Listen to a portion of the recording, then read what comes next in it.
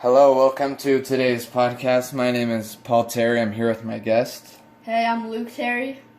This is my little brother, and he's here with me today to discuss the topic of kids rising to fame on social media and all the goods and bads that come with that.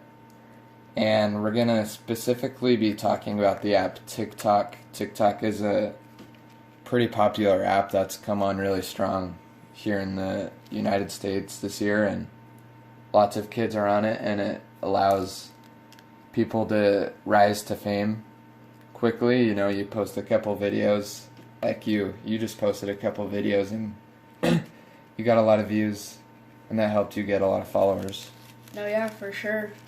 So, yeah, I mean, it's quick, it's easy, and all of a sudden, before you know it, you can have an audience. And so, I always knew that there were issues to this. I mean, when kids have an audience looking at them, you know, judging everything they do, it's not always the healthiest thing, but it's definitely, there's lots of aspects that go into it. So, it's something that I was never really aware of until my little brother developed this audience on TikTok, and it really opened up my eyes. So I just want to ask you, Luke, tell us about how you really came onto this app and how you got your audience. Because, I mean, he has an audience of 5,000 followers, which isn't a lot compared to the super famous people, but it's definitely an audience that is looking at him and giving him feedback. So if you could just tell us how, you got that audience, how you started, what type of videos you make,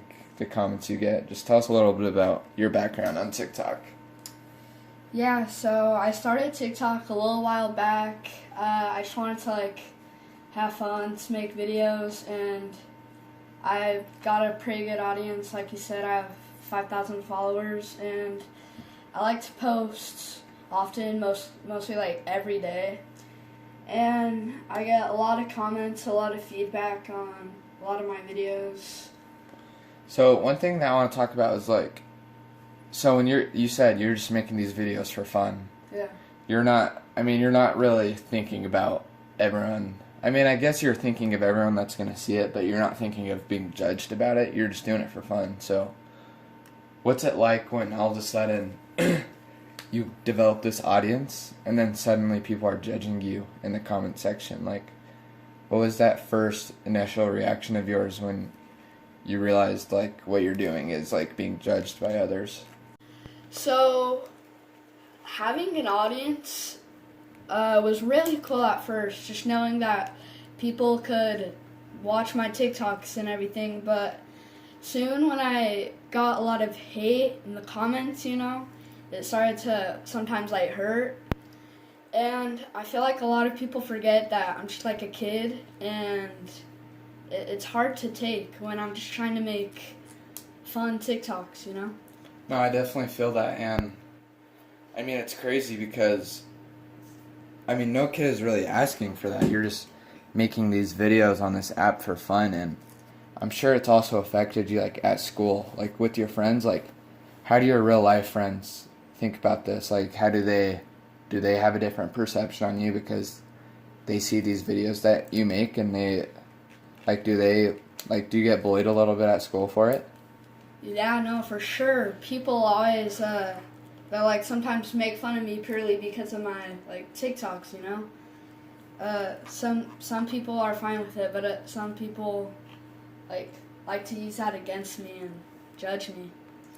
Yeah, I mean, it's a sad thing that a kid has to deal with, getting bullied outside. He gets bullied in school because of the content he makes. So, and I mean, that's just the nature of kids. So I bring this up not to have people feel bad for my little brother, but I bring this up to, there's a side of this where people aren't, it's not, social media isn't the most healthy thing, especially for these little kids.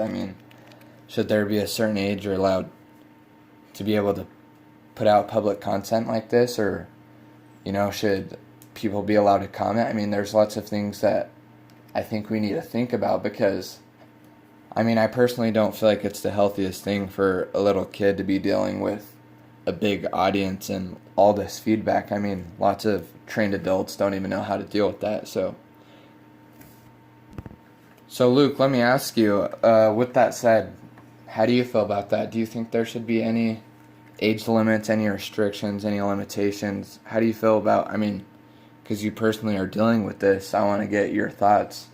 Tell me how you feel like, tell me your thoughts. Yeah, so I think kids creating content, even though in my situation, I get a lot of hate, and it sometimes, like, hurts me to have people, say bad things about me sometimes, but I do think that when a younger audiences are able to create things on their own, I think it's really healthy for them, even though the hate and the reactions that some people may give them is really unhealthy, like you said. I think that being able to be creative and show that to everybody else is a great thing. So you're saying a young kid learning how to deal with this hate and learning how to deal with the judgments from others in a way is a good skill that they develop growing up on this app, like they're learning to deal with all this. Do you think that's a good thing for them? It's a skill that they're learning? Yeah, I think it's a good thing and bad thing. I mean, obviously right now I don't like getting judged, but in the future I'm sure that I'll be able to take hate much better. I'll be able to so I hate to cut you off, but I mean, that's a great point you bring up. I mean, there's two sides to everything, right? I mean, people think it can be an unhealthy thing. Like, I personally think it can be detrimental to some kids when they have to deal with all this at such a young age, but you do bring up a good point that there are also many valuable things to come out of this, and there are definitely benefits. I mean, you've definitely been benefited with the crowd you have, and I mean, you do get positive feedback. You get nice things said about you, so all that is good. So, just another example of this, but to a much larger scale, is the story of a girl named Haley Sharp. Vox made a article about this girl, and they just talk about her and her story of things, and I mean, this really it's just an interesting thing. It brings up so many different topic points, so I'm just going to go through kind of what they said. I mean, her story was, she was just a regular kid. She made one video on TikTok, and she explains here in the article that she didn't really want anyone to see it. She just made it for fun to show her friends, and it blew up. It went viral. That's the other thing about this with social media, is anything is like viralness. Like, anything can go viral. I mean, you don't even really have to try to get famous. I mean, just one thing like that, and boom, hundreds and thousands of people have seen it. So one of her videos went viral, and then she posted another video like a week later, and that one also got so many views just from the carryover from her last video. And before she knew it, she had 100,000 followers on TikTok, and she was basically a celebrity on this app. And so, while there were benefits to this, because she said she was making money and she was getting lots of positive feedback, some very negative things also came out of it. She explains she never intended for all this fame to come, and she got lots of hate. That was really hard for her to deal with. I mean, lots of people commenting on the way she looks, just everything about her. Some people just trying to tear her down. And the other thing that comes with this is you have famous YouTubers making videos about her, such as, you can get famous on this app, and then people who are more famous with a huge audience are now targeting you, and then all of a sudden you have an even bigger audience looking at you. So, for example, it says how PewDiePie, who has about 50 million plus subscribers on YouTube, 50 million, put her in a video titled "TikTok Must Be Stopped," clearly a negative video about her. And that's not it.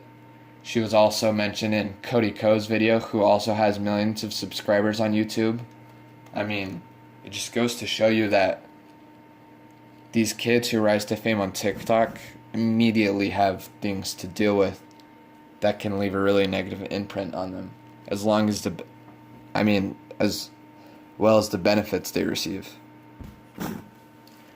So, the next news article that I want to talk about is Business Insider wrote an article about Charli D'Amelio. And so, Charli D'Amelio is a much more famous girl. She's at a much bigger scale. So, Luke, tell me about what you think of Charli, and because Charli's 15 years old and she has a mass audience. I think she's 40, 45, 43, 45. I should probably get fact checked, but 45 million followers on TikTok, and she's 15. She's 15 years old. That is so many people looking at you. And so, Luke, tell me about, how do you feel about Charli? Like, how would you feel if you were dealing with all of that in just a couple, how old are you right now? I don't even know my little brother's age. I'm 13 right now. He's 13, so that's in 2 years if you had 45 million people looking at you. Just tell me how you feel about that. Well, Charli, she has such a big audience, so I'm sure that whenever she does a video, she might be nervous, and whenever she looks at the comments, she might feel discouraged, but... So one thing I want to talk about is Charli's been clear about all the hate she deals with, because, this girl deals with tons and tons of hate.